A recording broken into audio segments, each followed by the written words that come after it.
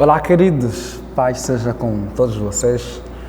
E nós estamos dando sequência aqui via videoaula, a nossa aula de número 4 do nosso curso A Beleza do Casamento, que é um curso para noivos da nossa igreja. Nós não podemos, nos últimos 12 encontros, ter um encontro presencial, mas estamos então gravando esta aula para recuperar as aulas que não podemos ter presencialmente, para então darmos sequência aí ao nosso trabalho, ok? A nossa aula hoje é sobre a beleza da realidade. E como nós temos dito, nosso curso é sobre mostrar a vocês que o casamento é belo e mostrar a vocês a beleza do casamento. E uma das belezas que tem no casamento é a beleza da realidade. E por que a beleza da realidade? Por que a realidade acaba sendo uma beleza no casamento? Por muitas razões. A primeira é pelo fato de ser a realidade. Portanto, a realidade não mascarada. Só o fato dela ser realidade já aponta para quê? Para verdadeiro, para aquilo que é real. Portanto, não é algo maquiado, é o verdadeiro, original. A segunda razão de por que a realidade acaba sendo uma beleza no casamento é o fato de que, apesar da realidade, e aqui seria independentemente da realidade, que nós vamos encontrar no casamento, a coisa é bela porque nós teremos o interesse, ou pelo menos quando temos o interesse, ou em transformar a realidade, ou nos adaptar à realidade, ou olhar para a realidade a partir de outras perspectivas. Isso é belo também. Porque juntos vocês podem caminhar, enquanto casal, para mudar algum aspecto da realidade ou aperfeiçoar a realidade. E então a pergunta que não se cala é: essa quarta aula sobre a beleza da realidade tem a ver com o quê? Tem a ver com a ideia de não existir príncipe ou princesa encantada. Por quê? Porque quando nós pensamos em casamento, desde muito novo, o jovem, a jovem, adolescente, e até mesmo a criança, começa a idealizar o casamento. E quando pensamos em idealizar o casamento, começamos logo idealizando a pessoa com quem vamos nos casar, o moço ou a moça, e aqui especificamente, especialmente para as moças, começam a idealizar um príncipe. E a idealização do príncipe passa muito pelas influências que ela acaba tendo, daquilo que ela lê, daquilo que ela assiste em filmes, daquilo que ela viu em desenhos animados, dos famosos contos de fada, como a Cinderela, como a Branca de Neve, e outras princesas que acabaram tendo príncipes para casar. E como muitas vezes elas são tratadas como princesas, então ela espera, idealiza, que terá um príncipe encantado. Até que ela começa a crescer um pouquinho mais e vai ter algum choque de realidade, vai percebendo que talvez não era bem assim. Mas ainda assim algumas insistem em achar que não, aquele que apareceu e não deu certo, só não era o meu príncipe, por isso é que não deu certo, porque o meu príncipe encantado vai aparecer. Esta aula, a intenção é de mostrar a vocês e falar a vocês escancaradamente que na vida a dois, no casamento, não existe príncipe ou princesa. O que existe é um parceiro, uma parceira, o que existe são pessoas que decidiram juntos construir uma história, que decidiram juntos se organizar e unir a sua vida, unir as escovas, unir o coração, unir os pensamentos, unir os propósitos, unir os sonhos, unir-se e então viverem. Só que a pessoa com quem eu estou me unindo não é um príncipe nem uma princesa. E aí vem aquela pergunta: por que então que príncipes encantados não existem? É por isso que é a beleza da realidade. Qual a realidade? A realidade de não existência de um príncipe encantado, antes da existência de uma outra coisa, que já eu falo um pouquinho aí. E então vamos ali pensar um pouquinho, por que príncipe encantados ou príncipe encantado não existe. O primeiro ponto é o ponto de que não existe princesa. Princesa não existe. Se existisse príncipe encantado, ele iria querer uma princesa. Digamos, se o que você está querendo é um príncipe encantado, se existisse esse príncipe encantado, ele não iria querer você, ele iria querer uma princesa, coisa que você não é.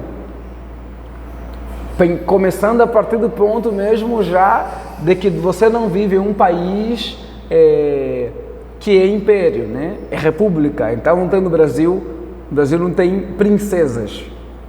Portanto, o príncipe vai querer casar com uma princesa. E você não é princesa. O inverso também é verdadeiro. Se tivesse uma princesa, ela iria casar com um príncipe. E você, jovem, não é um príncipe. Ok? Se existisse o homem perfeito, ele iria querer uma mulher perfeita. Porque a ideia de príncipe e princesa é o quê? É perfeição. É aquele jeito perfeito em todos os aspectos, na beleza, no humor, no alto astral, como aparenta nos filmes e nos desenhos animados, nos livros, nos contos de fada. Porém, se tivéssemos alguém perfeito para casar, a pessoa perfeita iria casar com quem? Com outra pessoa perfeita. E você não é perfeito. E você não é perfeita. Portanto, isso aqui acaba já com essa nossa utopia, essa nossa ilusória percepção do casamento e da vida a dois. É por isso que é a beleza da realidade. Não existe princesa, nem príncipe e nem existe gente perfeita, porque se existisse, com certeza não casaria nem com você e também não casaria comigo. Logo, concluímos que como não há princesas, tampouco mulheres perfeitas, não há príncipe. Construímos a ideologia do homem lindo, alto, magro, vestido com uma realeza e cavalgando, com o seu cavalo branco desfilando um belo sorriso, com dentes perfeitos. Esse príncipe não tem defeitos, só qualidades. É impossível. Se falar da princesa, então, mais ainda. E por que também que podemos dizer que não existe príncipe e nem princesa? Primeiro porque eles não existem mesmo. E segundo, é porque a vida não é um conto de fadas. A segunda razão de porque não existe nem príncipe nem princesa é o fato de que a vida não é um conto de fada. Um conto de fada é um texto geralmente literário, é algo escrito, é uma história fictícia que não existe. E a vida não é um conto de fada. A vida ela é muito real. E então, a imagem que desenhamos em nossas cabeças com o apoio de filmes, de desenhos, histórias, não se encaixa na vida real.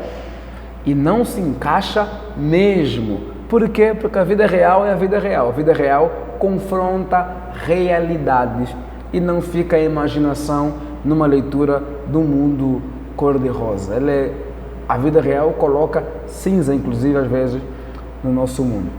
Afinal, não vivemos em conto de fadas, como aquele príncipe do livro, ou ainda aquela princesa do livro que se encaixaria em nossa cozinha após um almoço de domingo. Ou na madrugada, quando o bebê não para de chorar e precisa trocar a fralda. Príncipes não lavam a louça, nem trocam fraldas. Ao menos os que encontramos nos contos de fadas são assim. Só que na vida real, as crianças acordam na madrugada para trocar fralda, precisam trocar fralda. As crianças não dormem, e eu posso falar porque eu sou pai, meu filho, graças a Deus, já está com 2 anos e 3 meses, está na fase de dormir um pouquinho mais cedo agora, por causa da babá que ele vai também, e eu estou puxando ele para dormir mais cedo, praticamente obrigatoriamente, então ele dorme mais cedo, e eu posso ter um pouco mais tarde estudando um pouquinho, e também ele já dorme sem precisar acordar tanto pela madrugada. Algum tempo atrás ele acordava muito pela madrugada. Portanto, isso desgasta, isso é cansativo, isso nos torna pessoas que dormem menos, podemos se tornar menos produtivas. Então, nos filmes não existe, na vida real existe. Portanto, isso aqui altera muitas coisas em nós.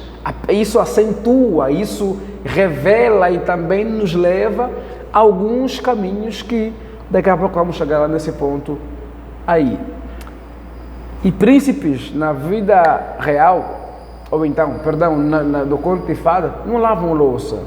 Princesa não lava louça, tem empregada.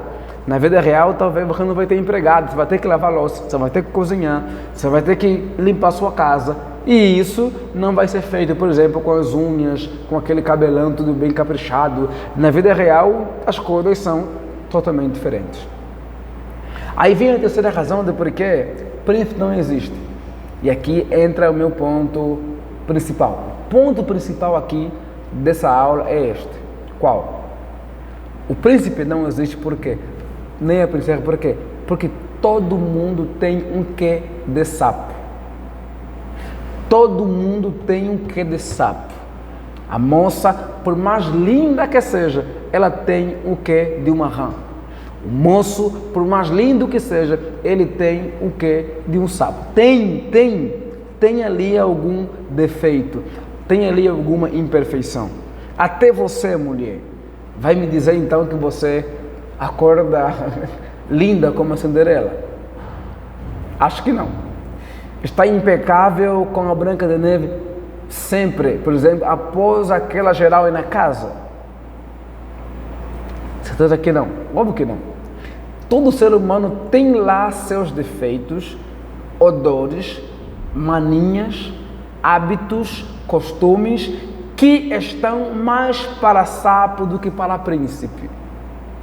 Vou trazer aqui uma base. Todo ser humano é um pecador. Sabe o que é casamento? Casamento não é um príncipe e uma princesa casando. Casamento são dois pecadores que estão casando. São dois seres humanos que têm uma natureza pecaminosa. Óbvio, somos cristãos nascidos de novo, mas ainda assim pecamos. Ainda assim falhamos. E como consequência, nós temos defeitos, nós temos falhas. Nós, além das falhas no caráter, na moral, e somos pecadores, temos ainda defeitos que têm a ver com aquilo que é a nossa humanidade. Defeitos no corpo, defeito na aparência, defeito numa fala, defeito com algo. Temos, por exemplo, odores. Nós, além de tudo isso, os trabalhos que faremos, muitas vezes não nos permitem estar sempre chiquíssimo. Ou como, na palavra mais pobre, é top. Não, pobre, chiquíssimo pelo menos, elegantes, sempre lá em cima. Não, a vida, ela exige da gente, às vezes, ocasiões que a moça vai estar com o cabelo despenteado, o moço não vai estar tão arrumado, as coisas não permitem sempre estar chiquíssima ou chiquíssimo. Portanto, todos nós temos ali um quê de sapo. Ninguém acorda como a Cinderela, ninguém acorda como as moças da novela que dormem e acordam sem o bafo, que dormem e acordam cheirando perfume, que dormem e acordam maquiada. Não, você vai dormir e vai acordar como se acorda, com o rosto ainda meio que quebrado, com o cabelo às vezes um pouquinho bagunçado. Esta é a realidade do casamento. E não a princesa e o príncipe. Por quê? Porque a tua princesa e o teu príncipe talvez tenha ali um quê de sapo. Por que também que príncipe e princesa não existe? Porque a beleza real também não existe. A beleza real que nós vimos numa princesa, num príncipe dos filmes, na vida real não existe. Aquela beleza, Por quê? Porque na beleza real que nós temos, quando nós temos o quê? Nós temos tudo ali bem elaborado. Nós temos alguém que tem com empregada, que vai cuidar de uma área, que cuida da roupa, cuida do calçado, que cuida dos dentes branquinhos. Nós temos tudo ali. Só que na vida real, isso não existe.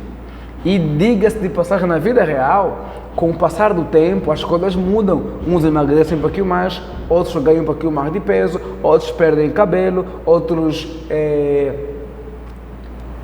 Com o passar do tempo, a aparência física, inclusive, desaparece.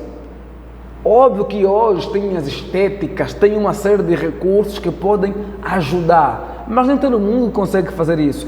E diga-se de passagem, para quem está a começar, conseguir isso pode ser um desafio. E quem sabe mesmo que você chegue lá no futuro, você poderia nunca ter isso.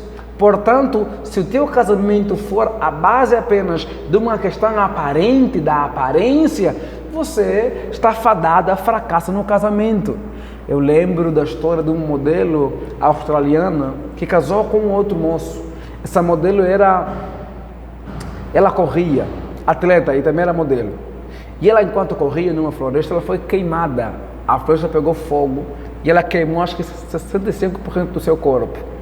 E então, depois, na época que estava namorando, depois que ela queimou, se recuperou, ficou toda desfigurada, sem aparência, o moço pediu ela em casamento, se tornou noiva dele.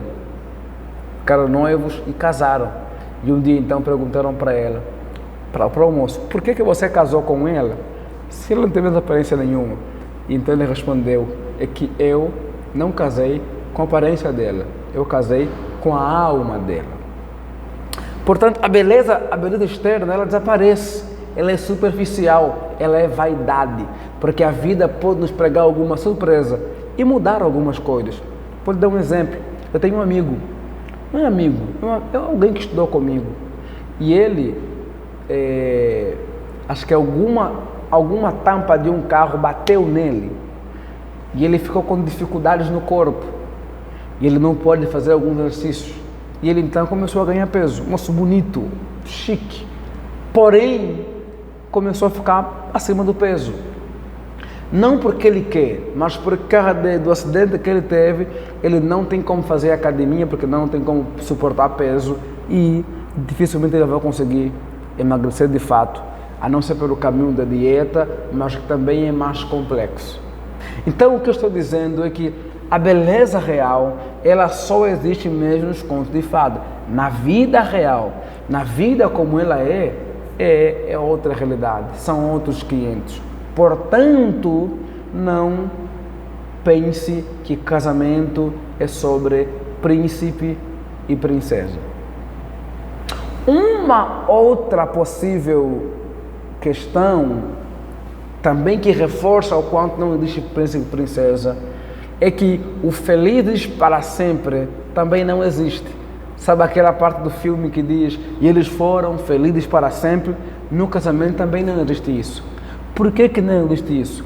Embora o felizes para sempre seja possível, ninguém é feliz para sempre. Feliz para sempre transmite qual a ideia? A ideia de feliz o tempo todo. O príncipe que conhecemos nos livros infantis não sobreviveriam em um mundo onde ninguém é feliz o tempo todo. Neste contexto, aqui é um sobe e levanta diário e incansável. Um dia o sol brilha, logo a chuva cai. Agora, o dia está brilhoso e logo está cinza. Em nossas vidas, é da mesma forma. Há tempos em que vai estar tudo bem, sem avisar, tudo começa a dar errado. Talvez seja necessário desconstruir a ideologia anterior e construir uma nova, onde o príncipe seja capaz de realmente viver o compromisso de, na saúde, na doença, na riqueza, na pobreza e até que a morte nos separa. Você lembra dos votos que você faz no casamento? ou então que vocês vão fazer no casamento, lembra disso? Os votos já falam disso. Riqueza, pobreza, saúde, doença, alegria, tristeza. Casamento e vida é sobre isso. Não é só feliz para sempre. Não é só feliz o tempo todo. É sobre resistirem, viverem, se adaptarem, enfrentarem os altos e baixos, as curvas e contracurvas, os desafios que existem na vida e no casamento. É sobre desfrutarem dos dias de sol e aprender a caminhar nos dias de chuva, É sobre desfrutarem do calor que tem para ir durante o dia e usar um filtro solar, se jogar na água. E é sobre aprender a se cobrir com roupas possíveis no tempo de frio. É sobre caminhada e aprender a viver. Portanto, meu querido, não existem felizes para sempre, e eles foram felizes para sempre.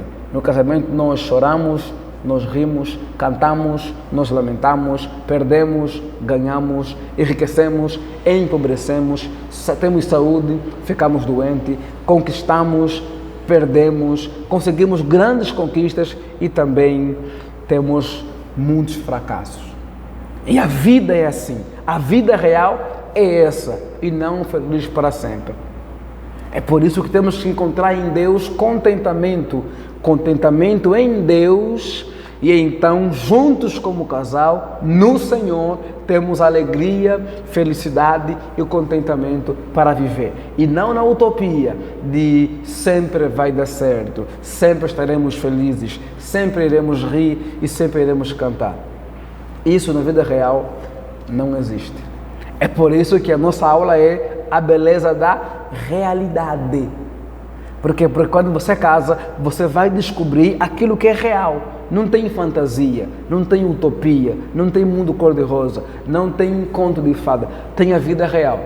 E ainda assim, apesar de tudo isso que eu estou falando aqui da vida real, de possível defeito, de imperfeições, de cansaço, de lutas, de defeitos e pecado que todos temos, o casamento é belo. É belo porque, apesar dos possíveis defeitos, dos possíveis desafios, e nos mantemos casados, aí está a beleza do casamento. Por quê? Porque isso não tem como não ser assim. Então, o que é que nós podemos fazer? O que podemos fazer é algumas dicas. O máximo que podemos fazer diante dessa realidade é o não príncipe e a não princesa, diante dessa realidade, podem fazer o quê? Podem se esforçar para melhorar diante de seus defeitos, imperfeições e equívocos. E isso é que faz do casamento belo. Diante dessa realidade de defeitos e imperfeições, eu, como esposo, minha esposa Sandra, como minha esposa, sabe que tem defeito, ambos temos. O que a gente faz? Eu me esforço para fazer o quê? Para melhorar. Eu me esforço para fazer o quê? Para tentar crescer. Para quê? Para servir melhor o meu parceiro, a minha parceira. Para quê? Para lidar melhor com aqueles que são os meus parceiros. Para quê? Para convivermos melhor. Eu me esforço para que, apesar dos defeitos, diante dessa realidade, em que não há princesa, em que todos têm um quê de sapo, o que é que a gente faz? Nós nos esforçamos a melhorar, a crescer, como gente, como esposo, como esposa, como homem, como mulher, como pai de família, a crescer em me aperfeiçoando no Senhor e como indivíduo. Outro ponto, o máximo que o casal pode fazer é o esforço de quê? De querer transformar quem o seu cônjuge é em alguém melhor. Contribuir com o seu crescimento, equilíbrio da pessoa que escolheu viver e partilhar a vida. Veja, você não vai mudar a pessoa, porque muda é Deus. Você pode contribuir. Primeiro você vai querer crescer, se esforçar para querer mudar. E o segundo é que se esforçar para querer contribuir com o parceiro, contribuir com a parceira. lutar para agregar no aperfeiçoamento dele, no equilíbrio dela, lutar para que ele e ela cresça. Digamos, o viver vosso deve ser um viver de mútuo crescimento, em que no fim da vida ambos olham um para o outro e digam: como você me fez crescer, como você me obrigou a crescer, como você me impulsionou a crescer, como você contribuiu para o meu crescimento nos meus pontos fracos, como você me ajudou a crescer nos pontos fracos e me ajudou a potencializar aquilo que eram os meus pontos fortes. Isso é lindo, isso faz do casamento belo. Perceba, não estamos falando de gente que estão brigando, tem defeito e brigamos. Óbvio que vai ter algum desencontro algumas vezes, mas é sobre o quê? É sobre um time que está se completando, se aperfeiçoando, contribuindo um para o crescimento do outro. Se eu escolhi a minha esposa para viver e partilhar a vida, então essa é a melhor escolha a ser feita diante dos estereotipos que eu tinha de criança, de uma mulher perfeita ou princesa. A melhor escolha é o quê? Eu querer melhorar e eu querer contribuir com o crescimento dela, com o aperfeiçoamento dela. E no que? Crescimento no Senhor. Em ajudá-la a se tornar cada vez mais parecida com o Senhor Jesus Cristo. Em ajudá-la a se tornar cada vez mais parecida com aquele que é o nosso Criador. Em ajudá-la a crescer cada vez mais enquanto mulher, enquanto mãe, enquanto gente. E a mim, ela faz a mesma coisa. Mas é fundamental que você se lembre de algo. O que?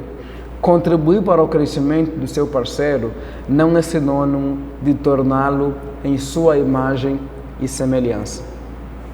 Contribuir para o crescimento dessa pessoa que está com você, marido ou mulher, não é querer que ela veja alguém como você, que pensa como você, que gosta das coisas que você gosta. Não é isso. É simplesmente querer fazer dela, contribuir para que ela seja a melhor versão dela em Cristo, como gente, como esposa, como filho, como irmão, como marido, como amigo, como pessoa. É você querer contribuir, agregar com exemplo, agregar com uma dica, agregar com um patrocínio de algum curso, agregar com a vivência, com a parceria, com a paciência, agregar com a devoção, agregar com a liderança, agregar com a vida junta, com a disposição de querer partilhar. Entenda, vocês não estão competindo. Entenda, não espera, não queira encontrar na sua esposa, no seu esposo, um príncipe ou uma princesa.